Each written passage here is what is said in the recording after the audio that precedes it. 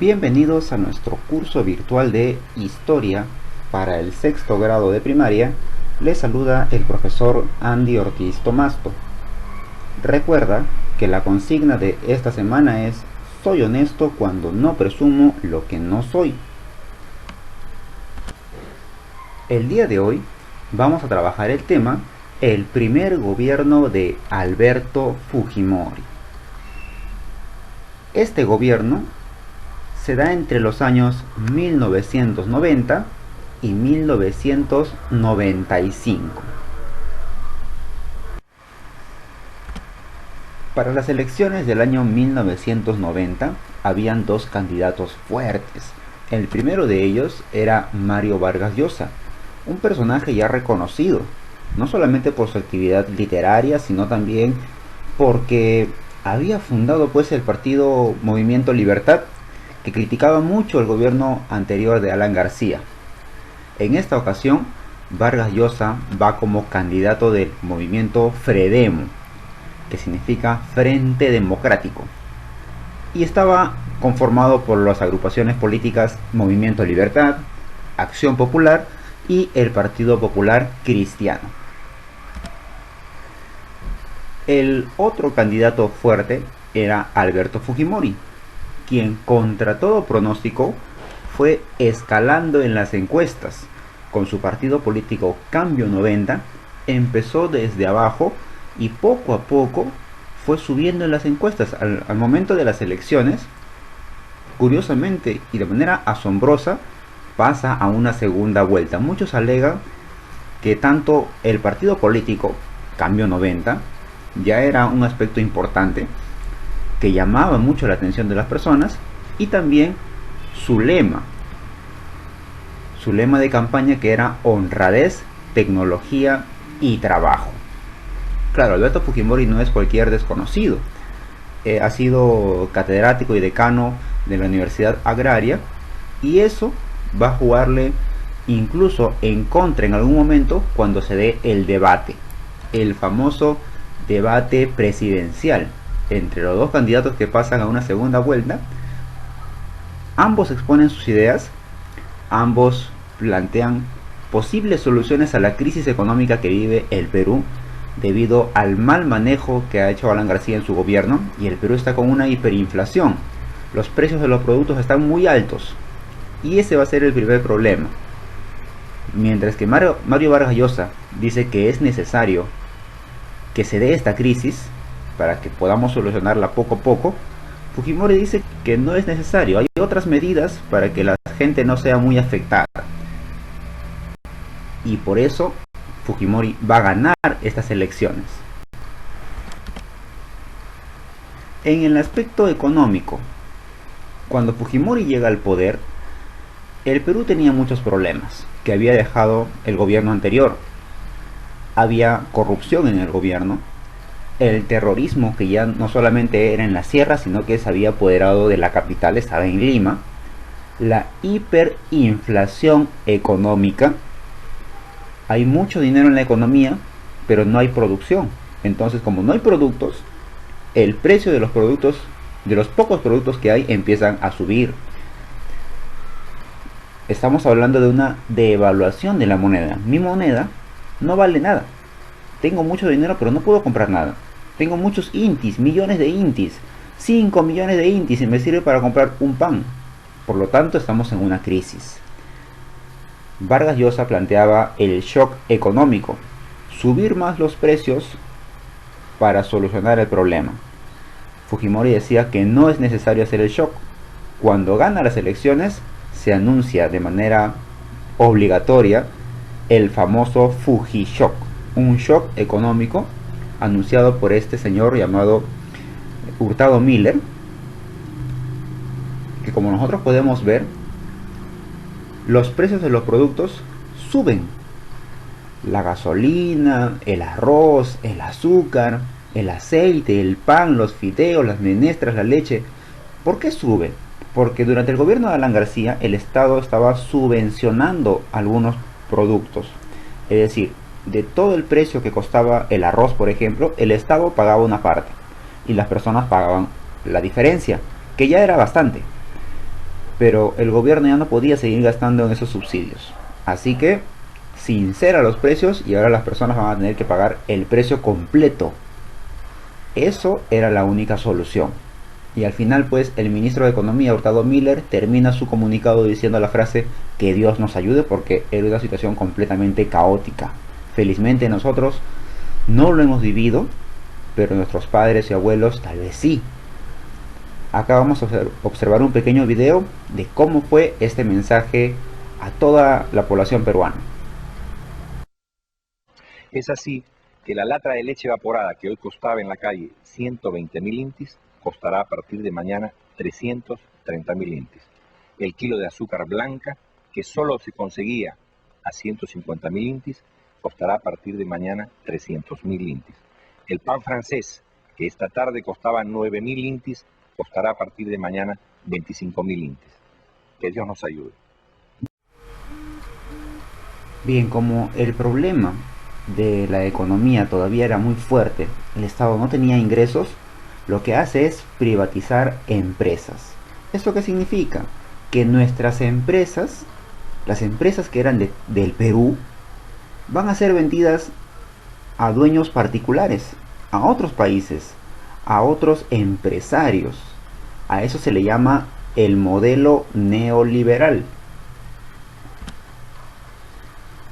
De manera conjunta se crea la SUNAT para que se encargue de administrar los tributos, los impuestos. Hay que exigir dinero a la población y la SUNAT se va a encargar de administrar ese dinero. ¿Cuáles son las empresas que el Perú vende? Por ejemplo, vende Entel Perú, la empresa nacional de telecomunicaciones, se le vende a Telefónica. Se vende, por ejemplo, Electroperú a las empresas Edelnor y Luz del Sur primero. Y también se vende parte de Petroperú a la empresa Repsol. De esa manera ingresa dinero a las cuentas del Estado para que el país pueda seguir luchando contra esta crisis económica.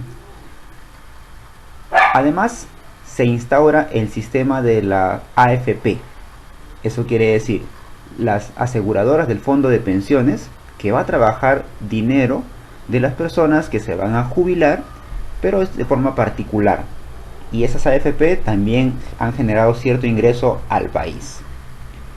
Esta época coincide con la llegada del Plan Brady, un plan económico que consiste en dar ayudas, beneficios a los países de Latinoamérica, y dentro de esos países se encuentra el Perú. ¿Recuerdas tú qué había ocurrido con el Perú durante la época de Alan García? ¿Cómo estábamos ante los ojos del mundo? Habíamos sido declarados como un país inelegible. Ninguna institución mundial nos iba a prestar dinero. Pero cuando llega Fujimori al poder, tiene que retractarse y seguir con el pago normal de nuestra deuda externa. De esa manera, ya otros organismos internacionales nos pueden prestar dinero. Y el Perú empieza a ver luces de esperanza ante esta inflación. En el aspecto político, el 5 de abril del año 1992 se llevó a cabo el famoso autogolpe. ¿Qué significa esto? Un golpe de estado, tú ya sabes, es cuando el presidente es sacado por la fuerza por otro personaje. Muchas veces ha sido un militar, pero en este caso es un autogolpe, es decir, el mismo presidente está atentando contra las instituciones estatales, específicamente el Congreso. ¿Eso por qué? Porque según los testimonios del mismo presidente, él tenía minoría parlamentaria.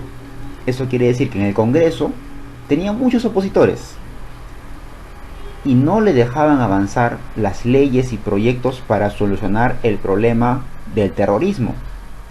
Es así que decide disolver el Congreso, en sus propias palabras, de manera temporal, solamente para que salgan esas leyes aprobadas con urgencia y luego se convoque a un nuevo Congreso y se retorne a la democracia.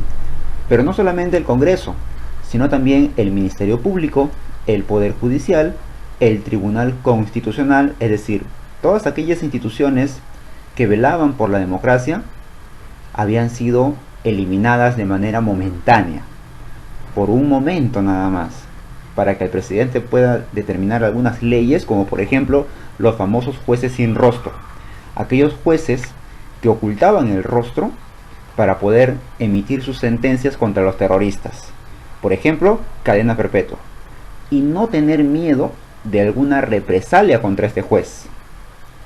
Esa fue una de las medidas que debían aprobarse para solucionar el problema del terrorismo, entre otras. De esta manera informaron los medios de comunicación. Cierran el Congreso, pisotean la democracia.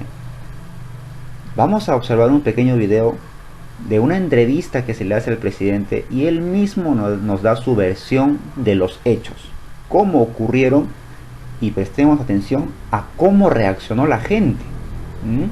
Estemos atentos. Y tenía una actitud de revancha, una actitud anti-peruana. Antes que me destituyeran y antes que el terrorismo tome el control del poder y destruya la democracia, yo doy el paso.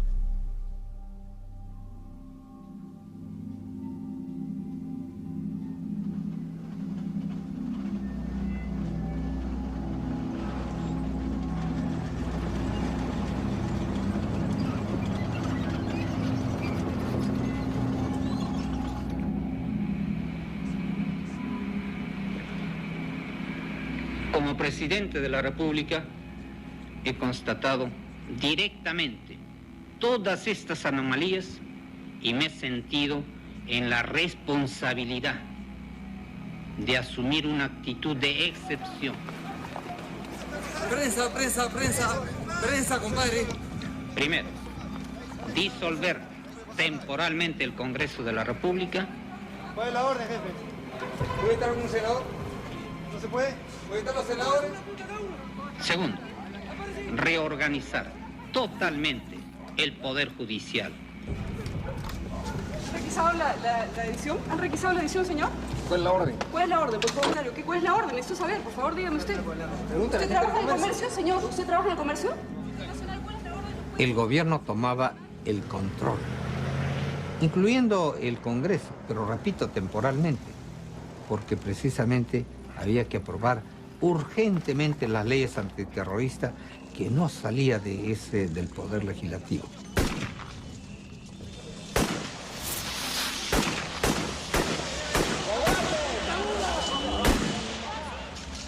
Es verdad que Fujimori tenía una minoría en el Congreso, ¿no? Pero fue una oposición muy responsable.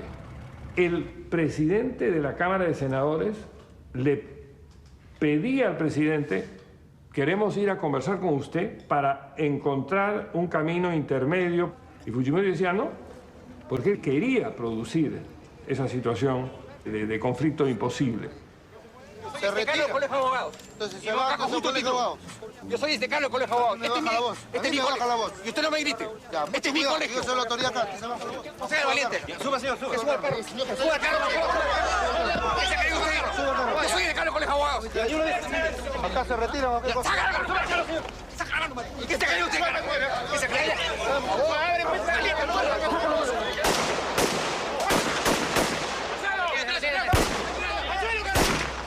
Yo como periodista rechacé el llegar a mi canal y verlo tomado por los militares. Sin embargo, obtuvo, según las encuestas, más del 80% del respaldo popular. Tuve la oportunidad de salir a las calles el día 6 de abril de 1992. Una multitud, una muchedumbre, todos en la calle. Aprobaron la medida, apoyaban y decían nuevamente: ¡viva el chino!